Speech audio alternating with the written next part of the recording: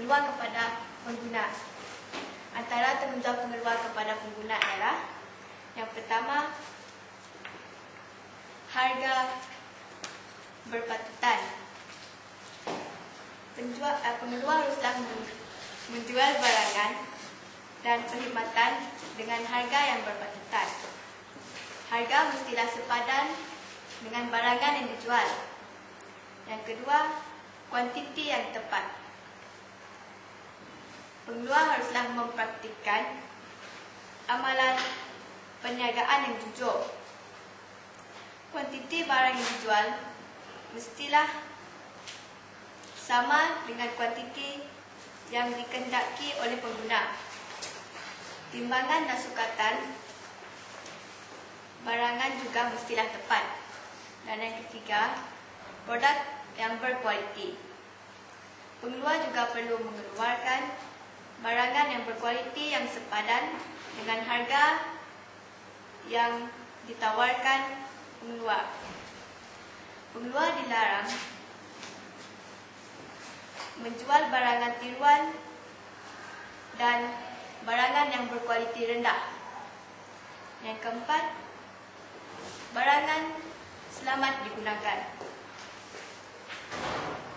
Pengeluar hendaklah sentiasa berusaha mengeluarkan barangan dan perkhidmatan yang selamat dan tidak membahayakan kesihatan.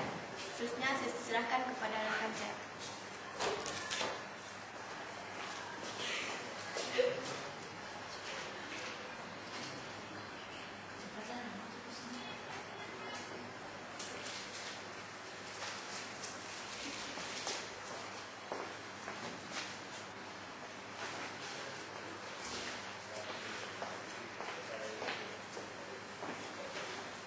Okey, kawan-kawan, salam sejahtera.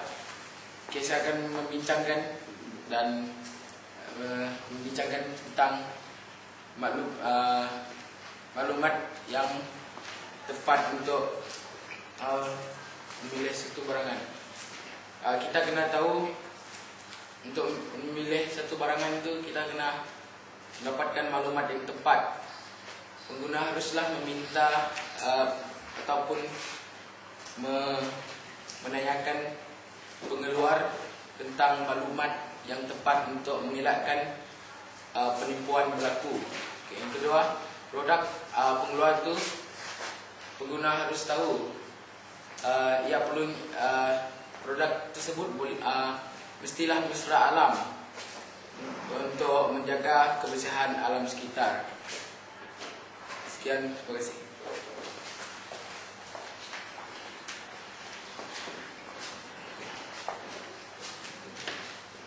Salam sejahtera. Saya akan membicarakan tentang bentuk-bentuk penyelewengan pengeluar yang sering berlaku oleh pengeluar. Antara bentuk-bentuknya adalah seperti harga barang yang tinggi dan tak stabil, mutu barang rendah, timbangan dan sukatan tak betul, maklumat yang keliru, kegiatan penyerokan barang dan barang yang tak selamat.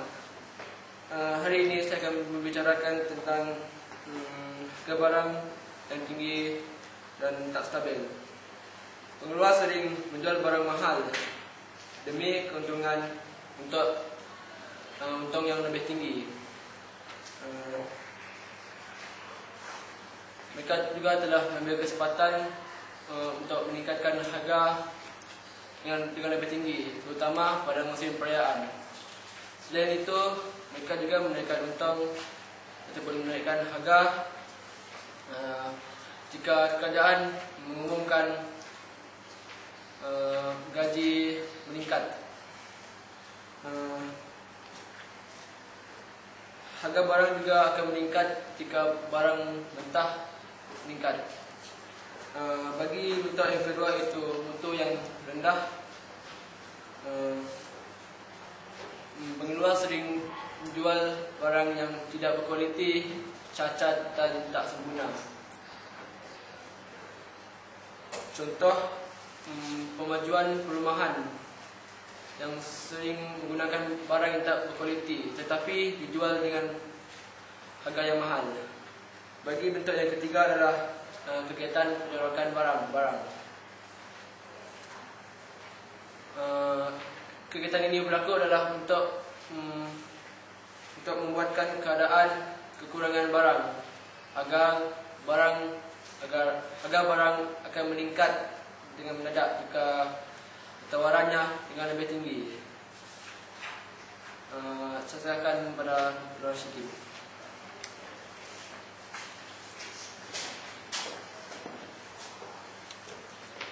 Salam sejahtera. Hari ini saya akan membicarakan tentang bentuk penyelewengan pengeluar. Yang pertama ialah barangan yang tidak selamat untuk digunakan. Terdapat barangan yang bahan makanan yang mengandungi bahan aditif yang dilarang oleh kerajaan. Namun mereka tetap menjualnya kepada pengguna walaupun ia mengancam keselamatan dan kesihatan pengguna. Yang kedua, timbangan dan sukatan yang tidak tepat.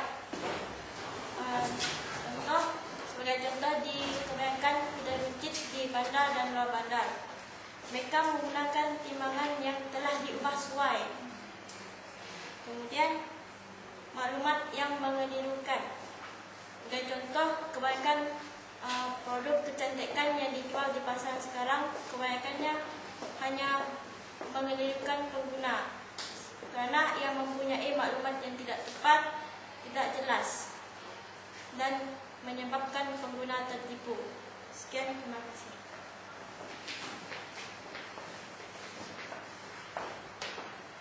Okey, untuk aduan untuk pengguna membuat aduan kepada pengeluar adalah langkah-langkah untuk membuat aduan adalah mengenal pasti masalah dan mengetahui hak-hak pengguna, mendapatkan bukti yang sah untuk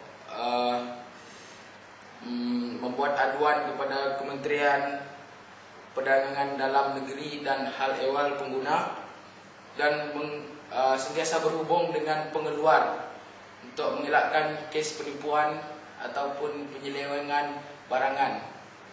Okey, ada dua cara untuk membuat aduan. Satu cara adalah aduan secara terus.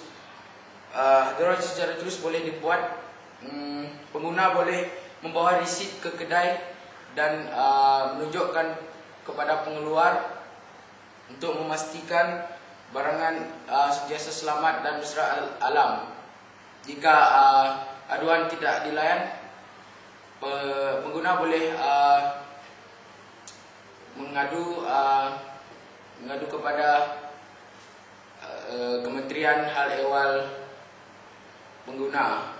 Dan satu lagi cara adalah aduan bertulis. Pengguna boleh membuat surat aduan ringkas kepada pengeluar ataupun Kementerian Perdagangan Dalam Negeri dan Hal Ehwal Pengguna. Itu saja, sekian, terima kasih.